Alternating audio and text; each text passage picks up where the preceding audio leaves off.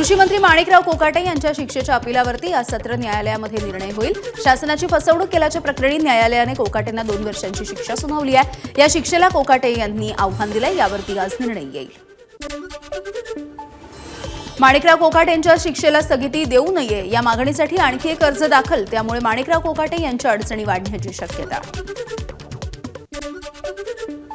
माणिकराव कोकाटे यांना वाचवलं जातंय, संजय राऊत यांचा आरोप, तर मंत्रीपद वाचवण्यासाठी कोकाटेंची धडपड सुरू असल्याचा राऊतांचा हल्लाबोल। काल मातोश्रीवरती झालेल्या बैठकीमध्ये विरोधी पक्षनेतेपदासाठीचं नाव जवळपास निश्चित। भास्कर जाधव यांचं नाव आघाडीवर, तर मुंबईतील आमदारांचा आदित्य ठाकरे यांच्यासाठी आग्रह, सुनील प्रभू यांच्या नावाचा सुद्धा विचार सुरू। ठाकरेंच्या शिवसेनेच्या आमदारांच्या नंतर आज खासदारांची मातोश्रीवरती महत्त्वाची बैठक होणार आहे। पक्षाची रणनीती, पक्षामधील आउटगोईंग थांबवण्यासाठी उद्धव ठाकरे आज खासदारांसोबत चर्चा करतील। एक दिवस तुम्हाला सुद्धा मातोश्री आणि शिवसेनेच्या दारामध्ये यावं लागेल, रामदास कदमांच्या टीकेवरती खासदार राऊतांचं प्रत्युत्तर। ठाकरे हम दो हमारे तीन एवढेच शिल्लक असल्याची कदम यांनी केली होती टीका। काँग्रेसकडून विधिमंडळ पदाधिकाऱ्यांच्या नियुक्त्या, विधानसभेसाठी अमीन पटेल, अमित देशमुख आणि विश्वजित कदम यांची निवड, तर विधान परिषदेसाठी सतेज पाटील, अभिजित वंजारी, राजेश राठोड यांची नियुक्ती। सारथी संस्थेच्या विविध इमारतींच्या बांधकामांची पालकमंत्री शिवेंद्रसिंह राजे भोसले यांच्याकडून पाहणी। कामासाठी राज्य शासनाकडून 1,172 कोटी 86 लाख रुपयांचा निधी मंजूर। इतिहास संशोधक आणि अभ्यासक इंद्रजित सावंत यांची फॉरेन्सिक विभागाकडून तब्बल 7 तास चौकशी करून माहिती संकलित। जुना राजवाडा पोलीस ठाण्यामध्ये फॉरेन्सिक विभागाकडून रात्री उशिरा माहिती घेण्याचं काम पूर्ण। महापुरुषांविषयी आक्षेपार्ह वक्तव्य करणाऱ्या प्रशांत कोरटकरला अटक करण्याच्या मागणीसाठी आज नागपूरमध्ये सकल मराठा समाजाचा मोर्चा, शिवप्रेमींच्या वतीनं बाईक रॅलीचं आयोजन। महापुरुषांचा अपमान करणं, सामाजिक तेढ निर्माण करणं या प्रकरणी प्रशांत कोरटकरवरती नागपूरमध्ये सुद्धा गुन्हा दाखल, तसंच कोल्हापूर पोलिसांचा तपास सुरू। राज्यामध्ये वाहनांची HSRP प्लेट लावण्याचे दर इतर राज्यामधल्या दरांप्रमाणेच आहेत। नंबर प्लेट लावण्यासाठी निवडलेल्या कंपन्यांची निविदा प्रक्रिया नियमांच्या नुसार, परिवहन विभागाचा खुलासा।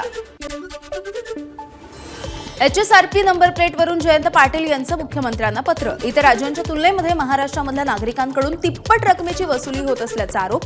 सर्वसामान्यांना परवडतील असे दर ठेवून नंबर प्लेट बसवण्याची मुदतवाढ देण्याची मागणी।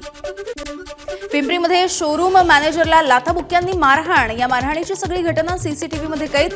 गाडीच्या सर्व्हिसिंगचं बिल जास्त का लावलं या कारणावरून झाली मारहाण। मुंबई विद्यापीठाच्या पदवी प्रमाणपत्रावरती मुंबई विद्यापीठ या नावाच्या स्पेलिंगमध्येच चुका। मुंबईतील काही महाविद्यालयांच्या मुंबई विद्यापीठाकडे तक्रारी।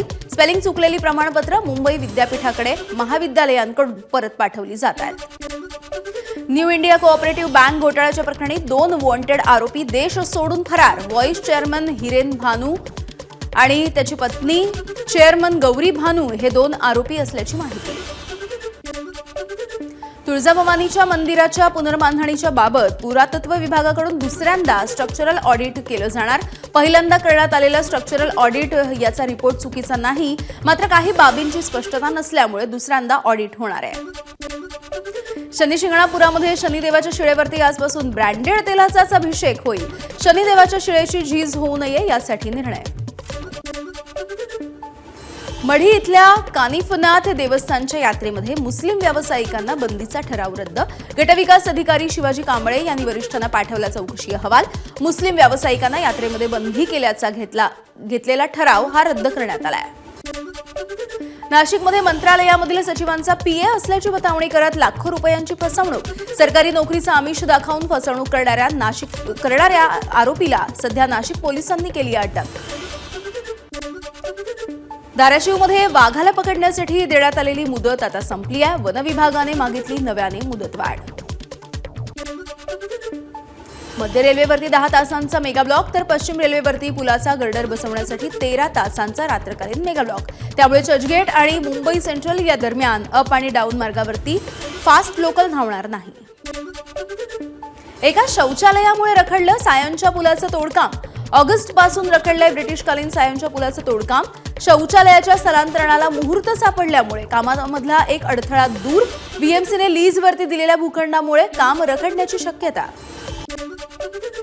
होळीच्या निमित्ताने नाशिक मार्गे धावणार 8 विशेष रेल्वे गाड्या. मध्य रेल्वेच्या प्रमुख मार्गांवरती 48 विशेष गाड्या चालवल्या जातील.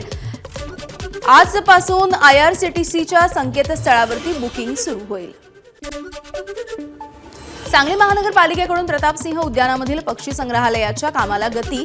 माझ्याच्या बातमीनंतर प्रशासनाला जाग आली आहे. पक्षी संग्रहालयावरती कोट्यवधी रुपये मंजूर आणि खर्च होऊनही पक्षी संग्रहालय अस्तित्वात येत नसल्याची एबीपी माझानं दाखवली होती बातमी.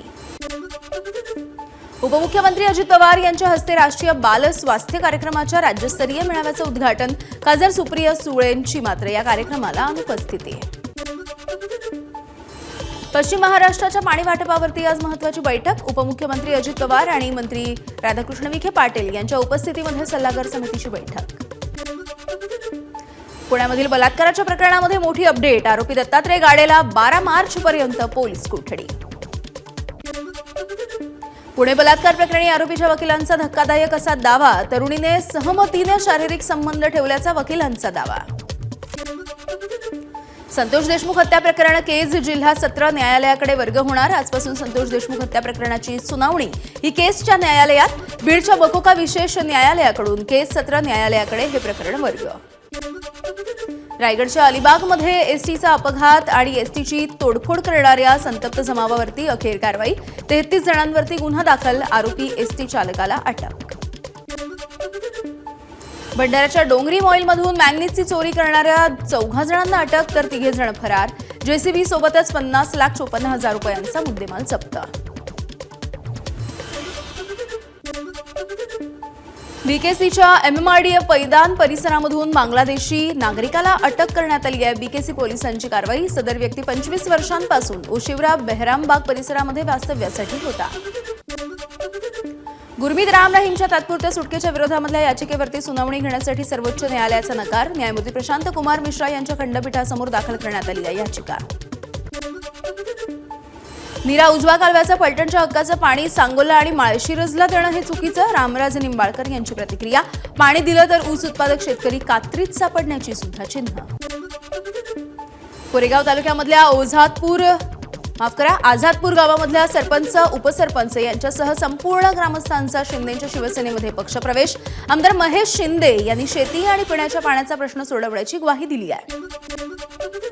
गावठाण क्षेत्राचा विस्तार करून जमिनीच्या नोंदी अद्ययावत केल्या जातील. महसूल मंत्री चंद्रशेखर बावनकुळे यांचा हा निर्णय. पहिल्या टप्प्यामध्ये गावठाण क्षेत्राचा विस्तार करून त्याच्या नोंदी तयार केल्या जातील. नरहरी झिरवळ यांनी स्वीकारलं भंडाऱ्याच्या आदिवासी मुलींचं पालकत्व. वसतिगृहामध्ये प्रवेश मर्यादित असल्यामुळे अनेक मुली शाळा बाह्य होण्याची व्यक्त केली भीती. बुलढाण्यामध्ये स्वाभिमानी शेतकरी संघटनेकडून मराठीच्या मुद्द्यावरती बँकेमध्ये राडा. मराठी न बोलता येणाऱ्या खामगाव इथल्या बँक ऑफ बडोदाच्या मॅनेजरला धारेवरती धरलं. महापुरुषांच्या अनधिकृतपणे बसवलेल्या पुतळ्यांवरून झालेल्या वादाचं प्रकरण. बुलढाण्याच्या खामगाव तालुक्यामधल्या वझर गावामध्ये 2 समाजामधल्या राड्याच्या नंतर सध्या तणावपूर्ण शांतता. पोलिसांनी दोन्ही गटाची समजूत काढली आहे. पालघर बिडको इथल्या ओस्तवाल इंडस्ट्रीमध्ये भीषण आग. अग्निशमन दल घटनास्थळी दाखल. आगीवरती नियंत्रण मिळवण्याचे शर्थीचे प्रयत्न सुरू. उन्हाळा सुरू झाल्यामुळे मुंबई वगळता उर्वरित राज्यामधल्या विजेच्या मागणीमध्ये मोठी वाढ. शुक्रवारी 26,559 मेगावॅट इतकी विजेची मागणी झाल्याची नोंद. यवतमाळ जिल्हा मध्यवर्ती बँकेकडून पीक कर्ज वसुलीसाठी शेतकऱ्यांना नोटिसा. अतिवृष्टीमुळे खरीप हंगामामध्ये शेतकऱ्यांचं मोठं नुकसान. शेतकरी आर्थिक संकटामध्ये असताना यवतमाळ जिल्हा मध्यवर्ती बँकेकडून सक्तीची पीक कर्ज वसुली आहे. राज्यामधील खासगी शाळांमधील आरटीच्या अंतर्गत प्रवेशाला 10 मार्चपर्यंत मुदतवाढ. पात्र ठरलेल्या जागांपैकी तब्बल 62,404 जागा अद्यापही रिक्त असल्यामुळे ही मुदतवाढ. कुर्ला घाटकोपरमध्ये 15 तास पाणीपुरवठा बंद असेल. पवई वेंचुरी इथले जलवाहिनी जोडणीला गळती लागली आहे. पाणीपुरवठा बंद असल्यामुळे नागरिकांची गैरसोय. 98व्या अखिल भारतीय साहित्य संमेलनाच्या अध्यक्षा डॉक्टर तारा भवाळकर यांचा जनसेवा पुरस्कारानं गौरव. सांगलीमधील श्रीमती राजमती नेमगोंडा पाटील या ट्रस्टकडून 50,000 रुपये आणि स्मृतिचिन्ह देऊन सन्मान. आजपासून पुढील 3 दिवस पंतप्रधान नरेंद्र मोदींचा गुजरात दौरा. यावेळेला पंतप्रधान सोमनाथ मंदिरामध्ये जाऊन दर्शन घेतील. गृहमंत्री अमित शहा सुद्धा उपस्थित राहणार. पंतप्रधान नरेंद्र मोदी आज कृषी विषयावरती आयोजित असणाऱ्या वेबिनारला संबोधणार. कृषी आणि ग्रामीण क्षेत्रासाठी अर्थसंकल्पीय घोषणांच्या प्रभावी अंमलबजावणीवरती चर्चा करण्यासाठी आणि धोरण आखण्यासाठी पंतप्रधान नरेंद्र मोदी हे संबोधित करतील. एबीपी माझा, उघडा डोळे बघा नीट.